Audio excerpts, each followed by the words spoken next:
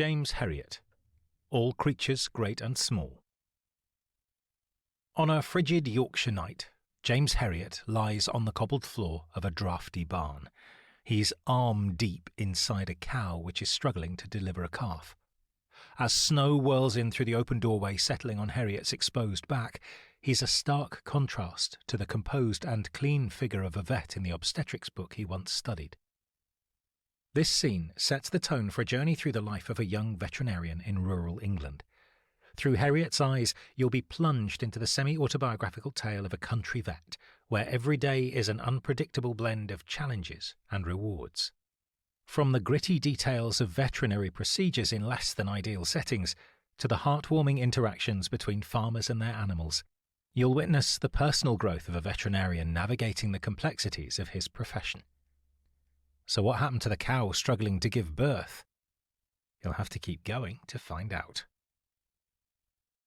A Night in the Barn. In a freezing Yorkshire barn, young veterinarian James Herriot is engaged in a gruelling battle to save a calf's life, his arm buried inside the mother cow. Herriot, stripped to the waist and shivering, is determined to deliver the calf despite the overwhelming odds. The calf's head is improperly positioned, making the delivery exceptionally difficult. Additionally, the pressure of the cow's contractions on his arm test Herriot's physical limits. The atmosphere in the barn is tense. The farmer and his son watch Herriot's every move, their expressions filled with worry and doubt. Adding to the pressure, an elderly relative, uncle, is present, offering unsolicited advice and comparisons with another local vet, Mr. Broomfield. Despite the challenges, Herriot continues his painstaking work. He employs various techniques, from repelling a leg to using a blunt hook in the eye socket, but each attempt is met with limited success. The situation becomes increasingly dire, with Herriot questioning whether the calf will survive the prolonged and complicated delivery. In a decisive moment, Herriot manages to secure a looped rope around the calf's lower jaw. This small victory brings hope, but the struggle is far from over. Herriot must now coordinate his efforts with the farmer to gently guide the calf into a proper position for delivery. The tension reaches a peak as the calf's head finally emerges, followed by the rest of its body. The animal appears lifeless at first, lying motionless on the cold floor, but Herriot doesn't give up. He clears the mucus from the calf's mouth and begins artificial respiration, a last-ditch effort to revive the newborn. Miraculously, the calf shows signs of life, gasping for air and moving its limbs. The mother, initially unresponsive and exhausted, becomes animated upon sensing her calf's presence. She begins to lick and nuzzle the little creature, her maternal instincts kicking in. This simple yet profound act of care breathes new life into the calf as it gradually gains strength and starts to sit up. This, Herriot thinks, is his favourite part. The miracle that never ever gets old. Arriving in the Yorkshire Dales. Sometime prior to the incident with the calf, in a rickety bus under the July sun, James Herriot arrived in the Yorkshire Dales. Clad in his best suit, he headed to Darrowby for a life-changing interview with a vet named Siegfried Farnan. As a newly qualified veterinary surgeon in the early to mid-1900s, Herriot was facing a grim job market where agriculture was in decline and opportunities were scarce. But Yorkshire surprised him. Instead of the dull and charmless place he'd imagined, it turned out to be a picturesque landscape of grassy hills, stone farmhouses and endless dry stone walls. When he arrives in Darrowby, Herriot's anxiety begins to mount as horror stories of cruel veterinary bosses he'd heard circulate in his mind. He imagines Siegfried Farnan, his potential employer, as either a roly-poly German with merry eyes or a hulking, cold-eyed Teuton. Skeldale House, where Herriot's interview is to take place, is a Georgian building with an old-fashioned brass plate. Its ivy-covered facade and peeling paint speak of a timeless elegance. But his wait for Farnan is filled with unexpected encounters, each adding to the surreal quality of his first day in Darrowby. There's a farmer seeking veterinary assistance for his cow in cryptic terms, and a gentleman requiring medicine for his vomiting dog. There's also an elegantly dressed, red-haired lady who it turns out is also expecting Farnan for tea. Their interaction only underscores Herriot's feeling of being an outsider in this new environment. As Herriot contemplates his uncertain future in the garden, Siegfried Farnan finally arrives, shattering Herriot's image of a German vet. Farnan, quintessentially English in appearance and demeanour, apologises sincerely for forgetting their appointment. Despite the initial confusion, Farnan's casual attitude and the charm of Skeldale House begin to put Herriot at ease. First encounters in Yorkshire. Herriot's initiation into rural veterinary practice with Siegfried Farnan begins in the old servants' quarters of Skeldale House. There they find themselves in the dispensary, a place that was once the heart of veterinary medicine. The dispensary is lined with Winchester bottles full of old remedies, from sweet spirits of nitre to chlorodyne. Each bottle is a reminder of Herriot's extensive studies and the rich heritage of veterinary practice. Yet Herriot can't help but notice that some of the remedies don't quite meet modern standards. The melodramatically labelled Colic Drench showcases a time when veterinary practice was as much art as science. Herriot's first test comes later that day at a nearby farm with a lame horse. Under Farnan's watchful eye, he diagnoses the animal with pus in the foot, a common ailment locally known as gravel.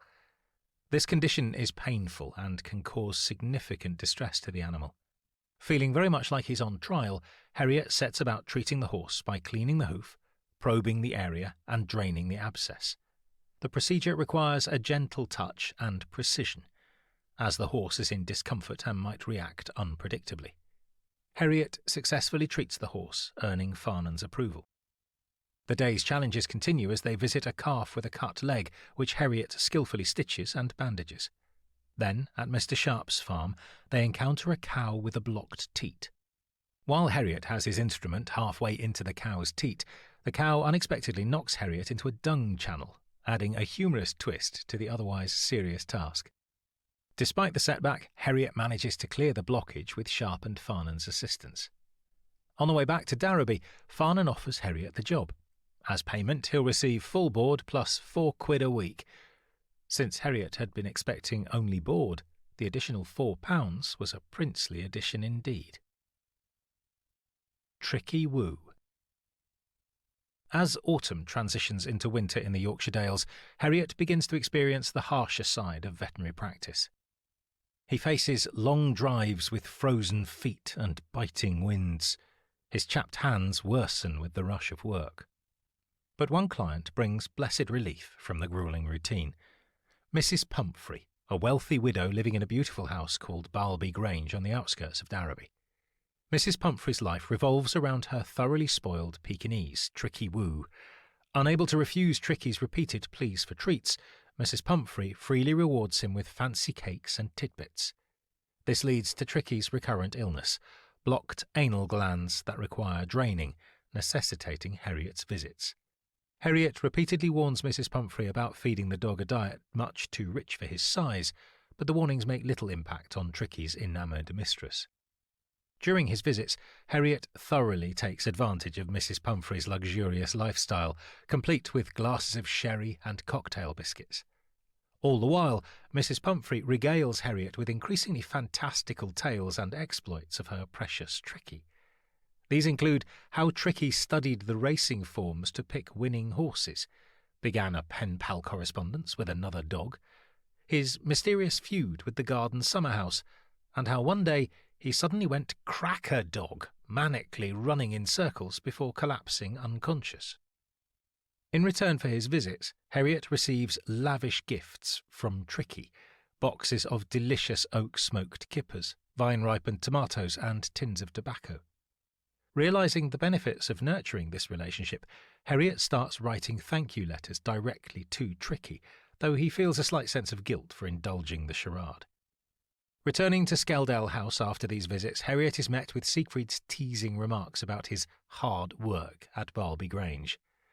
Herriot's time with Tricky and Mrs. Pumphrey offers a glimpse into the lighter, more humorous aspects of veterinary practice. The colourful characters of Darrowby. Herriot's life as a young veterinarian is filled with unique characters and experiences. One such character is Tristan, the younger brother of his employer Siegfried Farnan. Tristan hitchhikes to Darrowby from Edinburgh, where he's attending veterinary college. He arrives with a charming smile and a carefree, mischievous attitude, contrasting sharply with the more serious and methodical Siegfried. A memorable moment occurs when Tristan's exam results are due. Tristan sheepishly tells Siegfried that he did all right in parasitology, but failed pathology. Siegfried is furious and launches into a tirade, telling Tristan that he's sacking him from the clinic. Later, Tristan tells James that he isn't worried. Siegfried is always sacking him and then forgetting. Also, he, unlike what he told Siegfried, actually failed both of his exams. But he's not worried. He'll just pass them after Christmas. Meanwhile, Herriot's professional life leads him to Heston Grange, where he meets Helen Alderson. Helen, a capable and attractive young woman, runs her family's farm with grace and efficiency. Their first encounter occurs during a routine veterinary visit to treat a lame calf. Herriot is immediately struck by Helen's practical skills and her deep connection to the land and animals. Soon, Herriot and Helen find themselves drawn together more frequently. They share a love for the countryside and a mutual respect for the hard work and dedication required in rural life. One evening, Herriot decides to take Helen out to a grand hotel, the Reniston, under the impression that there'd be a dinner dance. It's a significant step for James, marking his first formal outing with Helen. The evening is filled with anticipation and excitement, but to Herriot's dismay, when they arrive at the Reniston, they discover that there's no dance that night. Their disappointment is compounded by a series of mishaps, including car trouble caused by flooding roads. After the disastrous evening finally ends, Herriot assumes that Helen will never want to see him again and vows not to contact her. The Bad and the Good. As Herriot continues his tenure in Darrowby, he finds himself regularly confronted by both tragedy and humour. One poignant instance comes when he receives a sudden call to visit an old dog. The dog is ill at an address in one of Darrowby's tucked-away yards down a narrow Dickensian passageway where crooked little houses bow under the weight of decay. At number 3, pensioner Mr. Dean welcomes James anxiously inside and introduces him to his sick old dog, Bob. After his wife had died, Bob became Mr. Dean's sole companion. Now Bob lay whimpering, his abdomen bloated with fluid. Herriot had seen this frequently enough before. The dog had a large tumour, aggressive and inoperable. Herriot meets Mr. Dean's hopes with the brutal truth. After silently communing with his companion, Mr. Dean consents to ending Bob's days painlessly. Herriot dispenses a quick, peaceful injection. Watching the man kneel, cradling Bob's grey muzzle, leaves Herriot rueing his powerlessness as he departs the dingy home. In contrast, Herriot encounters a lighter situation with his regular patron, Mrs. Pumphrey, and her spoilt Pekingese, Tricky Woo. Despite Herriot's warnings, Mrs. Pumphrey has continued to indulge Tricky, causing him to swell into a sausage-like form. Tricky can hardly walk, much less beg for food. Instead, he repeatedly vomits and pants in distress. To address this, Herriot insists that Tricky must be taken to the clinic for observation. Though this prospect leaves Mrs. Pumphrey distraught, Herriot manages to introduce Tricky to a more natural, active lifestyle at the clinic. Siegfried Farnan owns 5 of his own dogs, and although Tricky is initially lethargic and disinterested, he soon begins to engage. He discovers the joys of play and exercise, activities that had been foreign to him in his pampered life. As Tricky's health improves, Mrs. Pumphrey remains anxious, calling for updates and sending gifts to aid the pup's recovery, from fresh eggs to bottles of sherry and brandy. These, of course, are enjoyed more by Herriot and the Farnans than by Tricky Woo. James and Helen. Mortified by what he perceives to have been a disastrous first date, Herriot stops pursuing Helen. For a while he even tries not to think of her. But fate has other plans. Their paths eventually cross again when Helen comes to Siegfried's clinic seeking help for her injured sheepdog, Dan. This encounter reignites their connection and they find themselves slipping back into the comfortable rapport they once shared. In a bid to rekindle their relationship, Herriot invites Helen to join him for an evening at the cinema. But like the first one, this date just doesn't seem destined to go as planned. After sitting down in the theatre, Herriot and Helen discover that the film they intended to watch has been unexpectedly replaced with a western called Arizona Guns. James begins to think that his chances have been ruined yet again. But then Helen starts to laugh. She laughs as though she hasn't laughed in a long time, with her whole body and for a long time. Herriot is relieved. Perhaps he still has a chance with Helen after all. After their unexpectedly successful date, Herriot continues to pursue Helen. But not everything is smooth sailing. Helen's father, Mr. Alderson, harbours reservations about Herriot. Because of this, Herriot continues to hesitate and delay asking Helen for her hand in marriage. But Herriot's colleague Siegfried Farnan isn't having this. Recognising Herriot's hesitation and caution, Siegfried animatedly insists that Herriot seize the moment and propose to Helen. He highlights the potential for a future partnership at Skeldale House and the possibility of creating a home together in the spacious residence. Taking Siegfried's advice to heart, Herriot proposes to Helen, and to his delight she accepts. Their union is celebrated amidst the beauty of the Dales, marking the beginning of a lifetime of shared adventures and happiness.